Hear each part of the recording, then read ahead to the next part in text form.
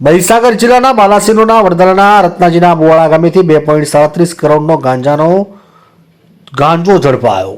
મહીસાગર જિલ્લાના બાલાસિનોર તાલુકાના વડદલાના રત્નાજીના બોવાળા ગામેથી બાલાસિનોર ટાઉન પોલીસે 2.37 કરોડનો ગાંજો ઝડપી પાડ્યો હતો. પ્રાપ્ત માહિતી મુજબ મહીસાગર જિલ્લામાં ચાલતા ગેરકાયદેસર નશીલા કેફી પદાર્થોની હેરાફેરી તેમજ ઉત્પાદન કરતા ઈસમો વિરુદ્ધ કાયદેસરની કાર્યવાહી કરવા માટે આપેલ સૂચના અનુસંધાનના આધારે બાલાસિનોર ટાઉન પોલીસ સ્ટેશનને બાતમી મળી કે વડદલા તાબે આવેલ રત્નાજીના મોવાડા ગામે ખેતરમાં એરંડાની આડમાં ગાંજાના છોડનું વાવેતર કરાયું છે.